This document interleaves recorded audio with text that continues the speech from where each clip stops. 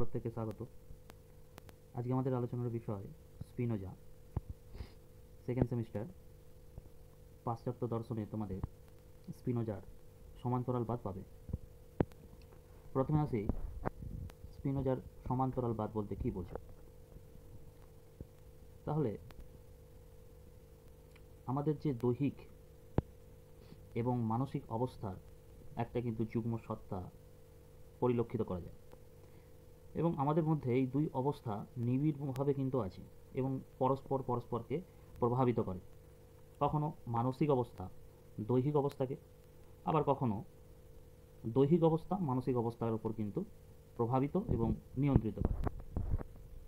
দৈহিক ঘটনা মানসিক ঘটনা থেকেই কিন্তু উৎপন্ন। যেমন ধরো মাথায় তীব্র আঘাত, তাহলে মাথায় তীব্র আঘাত লাগলে আমাদের চেতনাটা বিলুপ্ত হয়ে যায় এবং স্মৃতিরও বিলুপ্ত ঘটে। এবার ধরো অসুস্থতা, দেহ অসুস্থ হলে চিন্তা শক্তি ক্রমশ কমে যায় এবং দেহ সুস্থ হলে চিন্তা শক্তি কিন্তু ক্রমশ বৃদ্ধি পেয়ে যায়। 3 নম্বর কি, সংবেদন এবং নেশাকারক বস্তু সেবন। অনেক দৈহিক কারণ, যেমন সংবেদন, কোনো নেশা জাতীয় বস্তু সেবন করলে প্রভৃতির ফলে আমাদের যে সমস্ত মানসিক ঘটনা, যেমন প্রত্যক্ষ, স্বপ্ন, অলিক প্রত্যক্ষ, ভ্রম প্রত্যক্ষ কিন্তু ঘটে।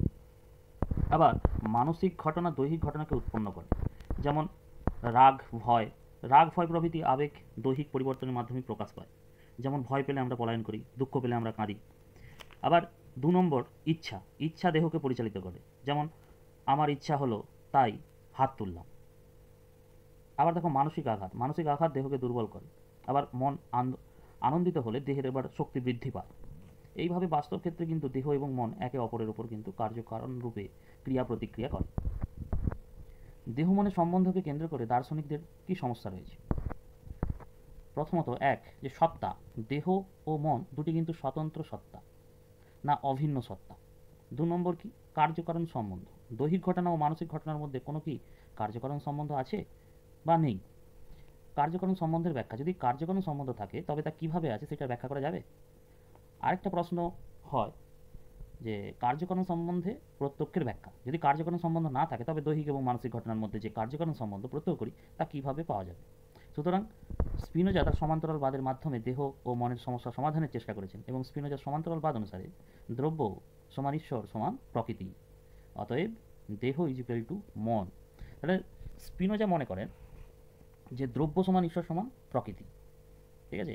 ঈশ্বর নির্গুণ, কিন্তু তথাপি তিনি ঈশ্বরের অসংখ্য গুণের কথা বলেছেন। ঈশ্বরের অসংখ্য গুণের মধ্যে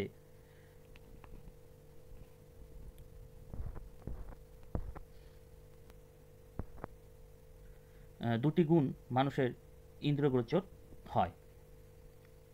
এই দুটি গুণ কি, একটা হচ্ছে অ্যাপিয়ারেন্স, যেটাকে আমরা অবভাস বলি। স্পিনোজা মনে করেন যে এই দুটি গুণ ঈশ্বর সত্তা অনুভবের একমাত্র মাধ্যম বা আকার। এই গুণ দুটি হলো বিস্তার বা এক্সটেনশন বা চিন্তন বা থট। সহজভাবে বিষয়টিকে বলা যায় যে ঈশ্বর বা প্রকৃতি অসংখ্যভাবে আত্মপ্রকাশ করে। ঈশ্বর এবং প্রকৃতি অসংখ্যভাবে আত্মপ্রকাশ করে, তার মধ্যে একমাত্র বিস্তার এবং চিন্তন মানুষের কাছে বোধগম্য হয়। মানুষ নিজে দেহধারী এবং মননশীল হয়। ঈশ্বর বা প্রকৃতি অন্তত দেহ বা মন বিশিষ্ট, ঠিক আছে। ওটা বা হবে, ওখানে স্পেলিংটা মিস্টেক আছে। এরপরে যে ঈশ্বর, এই যে দুটি মৌলিক গুণ, একটা কি জড়, আরেকটা হচ্ছে চেতন বা দেহ মন। এ বিষয়ে বিভিন্ন দার্শনিক বিভিন্ন তথ্য উপস্থাপনা করেছেন। এ বিষয়ে দার্শনিক স্পিনোজাও তার বক্তব্যে বলেছেন যে স্পিনোজা এটি মনে করেছেন যে দেহ মন পুরোপুরি দুটি স্বতন্ত্র কিন্তু গুণ, একটি অপরটিকে প্রভাবিত করতে বা একটি গুণ অপর একটি গুণের কোনো পরিবর্তন করতে পারে না। গুণ দুটি বৈশিষ্ট্যগত দিক থেকে সম্পূর্ণ পৃথক হওয়ায় বা তাদের মধ্যে কোনো সাধারণ লক্ষণ উপস্থিত না থাকায় একটি গুণ অপর একটি গুণের কারণ হতে পারে না। একটি গুণ অপর একটি গুণের উপর নির্ভরশীল বা কারণ না হলেও গুণ দুটি কিন্তু একই দ্রব্যের বা ঈশ্বরেরই দুটো দিক। ব্যক্তি বস্তুগুলি অসীম ঈশ্বরের পরিবর্তনশীল একটা অবভাস মাত্র, যেটাকে বলা হয় ভেরিয়েবল স্টেটস অফ গড। ব্যক্তিগতভাবে তারা হচ্ছে শূন্য, কারণ ঈশ্বরের বাইরে কোনো কিন্তু এদের অস্তিত্ব নাই। স্পিনোজা মনে করেন দেহ ও মন হলো একই বক্ররেখার দুটি তল, ঠিক আছে। একটা হচ্ছে উত্তল আর একটা হচ্ছে অবতল। যেমন মানসিক ঘটনা ভুক্তভোগীর দিক থেকে বলা যায় যে অবতল প্রত্যক্ষণ, কিন্তু বহিঃদ্রষ্টার দিক থেকে মানসিক ঘটনার বহিঃপ্রকাশ হলো উত্তল প্রত্যক্ষণ। স্পিনোজা মনে করেন যে দেহ এবং মন পৃথক সত্তা এবং তারা আপন পথে স্বাধীনভাবেই কিন্তু পরিক্রমণ করে। দেহ এবং মনের এই যে স্বাধীন সত্তাকে বলা হয় কি? সমান্তরালবাদ। দেহ ও মন আপাত দৃষ্টিতে পৃথক সত্তা হলেও তারা পরিশেষে একই বিন্দুতে বা ঈশ্বরে মিলিত হয়। দেহ মন সত্তা প্রকৃতিগতভাবে বিরোধী মনে হলেও তারা কিন্তু একই দ্রব্যের কিন্তু দুটি অবয়ব। সুতরাং স্পিনোজার সিদ্ধান্ত হচ্ছে দেহের কাজ এবং ভাবাবেগ এবং মনের কাজ এবং ভাবাবেগ এর ক্রমটা প্রকৃতিগতভাবেই কিন্তু সমান্তরাল। দেহ ও মনের সমান্তরাল তত্ত্বের মাধ্যমে স্পিনোজা একদিকে যেমন একম অদ্বিতীয় ঈশ্বরকে প্রতিষ্ঠা করেছেন, অন্যদিকে দেহ মনের অস্তিত্ব এবং সম্বন্ধকে তিনি কিন্তু ব্যাখ্যা করেছেন। তার মতে মন ও দেহের উপস্থিতি চিন্তন এবং বিস্তারের মধ্য দিয়েই অনুভব করা যায়। সুতরাং প্রতিটি বিস্তারের সঙ্গে একটি চিন্তন থাকবে, একইভাবে প্রতিটি চিন্তনের সঙ্গে সম্পর্কযুক্ত একটি বিস্তারও থাকবে। স্বাভাবিকভাবে প্রতিটি দৈহিক পরিবর্তনের সঙ্গে মানসিক পরিবর্তন এবং প্রতিটি মানসিক পরিবর্তনের সঙ্গে দৈহিক পরিবর্তন দেখা যায়। দেহ এবং মনের কার্যক্রম স্বাধীন হবে এবং সেটা কিন্তু সমান্তরালভাবে সংগঠিত হবে। স্পিনোজা যেই দ্রব্যতত্ত্বের কথা বলেছেন সেই দ্রব্যতত্ত্বকে সাজুজ্য রেখেই কিন্তু দেহ মনের তত্ত্বটাকে ব্যাখ্যা করার চেষ্টা করেছেন। কিন্তু তার যে এই যে সমান্তরালবাদ, এটাও কিন্তু সমালোচনার মধ্যে পড়ে যায়। তাহলে দেহ এবং মন বিষয়ে সমান্তরালবাদের প্রথম সমালোচনা হচ্ছে কার্যকারণ সম্বন্ধ না থাকাটা। দৈহিক ক্রিয়া এবং মানসিক ক্রিয়ার মধ্যে পারম্পর্য বা সংগতি আছে, কিন্তু কোনো কার্যকারণ কিন্তু সম্বন্ধ নেই। প্রশ্ন হলো এইরূপ পারম্পর্য কেন ঘটবে, তার ব্যাখ্যা কিন্তু পাওয়া যায় না। যদিও দুটি ঘড়ির উদাহরণে কেন পারম্পর্য ঘটে তা সম্পূর্ণ কিন্তু ব্যাখ্যা পাওয়া যায় না, ফলে উপমাটি একটা ব্যর্থ উপমা। সুতরাং মানসিক ক্রিয়া এবং দৈহিক ক্রিয়ার মধ্যে যে পারম্পর্য আছে তা সম্পূর্ণ অলৌকিক। এরপরে কি 2 নম্বর,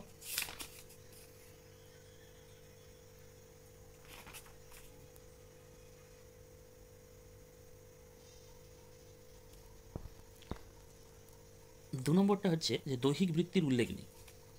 স্পিনোজার মতে প্রতিটি মনোবৃত্তির সমান্তরাল দৈহিক বৃত্তি আছে, কিন্তু একথা কিন্তু সত্য হিসাবে স্বীকৃত না, কেননা জ্ঞান, মানসবৃত্তি এবং দার্শনিক বিমূর্ত চিন্তার সমান্তরাল কোনো দৈহিক বৃত্তির কথা কিন্তু উল্লেখ করা যায় না। 3 নম্বর কি? দেহের উপর মনের প্রভাব নেই। সমান্তরালবাদ অনুসারে কি আমাদের দেহের উপর কিন্তু মনের কোনো প্রভাব নেই, কিন্তু বৈজ্ঞানিকরা প্রমাণ করেছেন দেহের উপর মনের প্রাধান্য রয়েছে। 4 নম্বর হচ্ছে আকস্মিক অভিজ্ঞতার ব্যাখ্যা নেই। সমান্তরালবাদ আকস্মিক অভিজ্ঞতাকে ব্যাখ্যা করতে পারে না। যেমন আমরা বজ্রধ্বনির ফলে হঠাৎ আমার ঘুম ভেঙে গেল, এক্ষেত্রে দৈহিক প্রতিক্রিয়া এবং মানসিক প্রতিক্রিয়া কিন্তু সমান্তরাল নয়, বরং কার্যকারণ সম্বন্ধ পরস্পর যুক্ত। 5 নম্বর কি? সমান্তরালবাদ হচ্ছে যে সন্তোষজনক না। স্পিনোজার যে ঈশ্বরের অস্তিত্বে সর্বজন গ্রাহ্য প্রমাণ দিতে ব্যর্থ হয়েছেন, ফলে তার উপর ভিত্তিশীল সমান্তরালবাদও কিন্তু ব্যর্থ। তাই কিন্তু স্পিনোজার যে সমান্তরালবাদ সেটা গ্রহণযোগ্য নয়। স্পিনোজা 6 নম্বরে, স্পিনোজা সমান্তরালবাদ ঈশ্বরের যে গুণ হিসেবে দেহ মনকে এক সূত্রে গ্রন্থিত করে রেখেছে, কিন্তু বস্তুগত যে দেহ কিভাবে অবস্তুগত ঈশ্বরে অবস্থান করবে এ বিষয়ে কিন্তু কোনো ব্যাখ্যা স্পিনোজা দিতে পারেননি। পরের সমালোচনা, সমান্তরালবাদ মনে করে যে মন, যেখানে মন সেখানেই হচ্ছে দেহ, আবার যেখানে দেহ সেখানেই মন, কিন্তু এই তত্ত্ব সর্বত্র এবং সবসময় কার্যকর হয় না। মানুষ তার দেহের সঙ্গে সম্পৃক্ত এমন বস্তুর সম্বন্ধ ধারণা করতে পারে, কিন্তু সম্পর্কহীন বস্তুর বিষয়ে কিন্তু কোনো ধারণা মানুষের মনে থাকতে পারে না। পরের সমালোচনা দেখো, স্পিনোজার যে সমান্তরালবাদ সেটা মনে করে যে মানুষের মন বস্তুর মতো যান্ত্রিকভাবে চলে, কিন্তু বাস্তব অভিজ্ঞতা অন্য কথা বলে। মানুষের মনে আবেগ, প্রেম, প্রীতি, স্নেহ, ভালোবাসা প্রভৃতি বস্তুর মতো সুনির্দিষ্ট যান্ত্রিক নিয়ম অনুসরণ করে না। সুতরাং দেহ মনের যে সমান্তরাল পদচারণা অবাস্তব এবং অযৌক্তিক। দার্শনিক ঐতিহাসিক কোপলস্টন মনে করেছেন যে স্পিনোজার যে পূর্বসিদ্ধ উপায়ে জ্যামিতিক পদ্ধতির সাহায্যে যে দেহমনের সমান্তরালবাদ প্রতিষ্ঠা করতে প্রয়াসী হয়েছেন, তাই দেহমন সম্বন্ধে অঙ্ক কষে নির্ধারণ করা যায় না। সমান্তরালবাদ দেহমনের সম্পর্কে অন্তত সরলীকরণ করেছেন। শুধু এই যে তত্ত্বটি একদিক দিকে কিন্তু অভিজ্ঞতা বিরোধী, অন্যদিকে কিন্তু এই তত্ত্বটা কৃত্রিমতায় পর্যবসিত হয়েছে। এরপরে দেখো পরের সমালোচনা, মন দেহকে পরিচালিত করে, কিন্তু দেহ মনকে সমপর্যায়ে স্থাপন করে মনের গুরুত্বকে অবমূল্যায়ন করা হয়েছে। তাই মন দেহর সমপর্যায়ভুক্ত কখনোই হতে পারে না। তাই মনস্তাত্ত্বিক বিদগণ তারা বলেছেন মন দেহ অপেক্ষা অনেক উচ্চতর একটা সত্তা। এরপরে সমালোচনা দেখো, মন শরীর নির্ভর, আবার দেহ মন নির্ভর। দেহের আঘাতে মন কষ্ট অনুভব করে, আবার মনের ব্যথায় দেহ দুর্বল এবং অসুস্থ হয়ে পড়ে। এই বিষয়গুলি কিন্তু ব্যাখ্যা সমান্তরালবাদে পাওয়া যায় না। পরের সমালোচনা 12, সমান্তরালবাদ মনে করেছেন যে সমস্ত বস্তুর প্রতিরূপ ধারণা মনে অবস্থান করে, কিন্তু বস্তুগত পৃথিবী সর্বত্রই মনের অবস্থান প্রতীয়মান হয়। সুতরাং দেহ মনের সমান্তরালবাদ তত্ত্বে এক ধরনের সর্বমনোবাদ। এই সর্বমনোবাদ তত্ত্ব বিজ্ঞান কিন্তু সমর্থন করে না। অনেক দার্শনিক মনে করেন দেহ মনের সমগামিতার তত্ত্বটি একটি বিবৃতি মাত্র। তত্ত্বটি দেহ মনের সমগামিতা ব্যাখ্যা করতে ব্যর্থ হয়েছে। দার্শনিক ঐতিহাসিক ফালকেনবার্গের মনে করেন যে দেহ এবং গতি সম্পর্ক মন ও ধারণার সম্পর্ক, এবং দেহ মনের সঙ্গে বাস্তবতার সম্পর্কটি ব্যাখ্যার বিষয়টি স্পিনোজা কিন্তু উপেক্ষা করেছেন। শেষ সমালোচনা। ডেকার্টের যে দ্রব্য হিসেবে ঈশ্বর, বস্তু এবং মনকে স্বীকার করেন, কিন্তু স্পিনোজা দ্রব্য হিসেবে একটা মাত্র দ্রব্যকে স্বীকার করেছে, সেটা হচ্ছে ঈশ্বর বা প্রকৃতিকে স্বীকার করেছেন। এই মতবাদের উপর ভিত্তি করেই ডেকার্ট এবং স্পিনোজার কিন্তু দেহ মন সম্পর্ককে নির্ধারণ করেছে।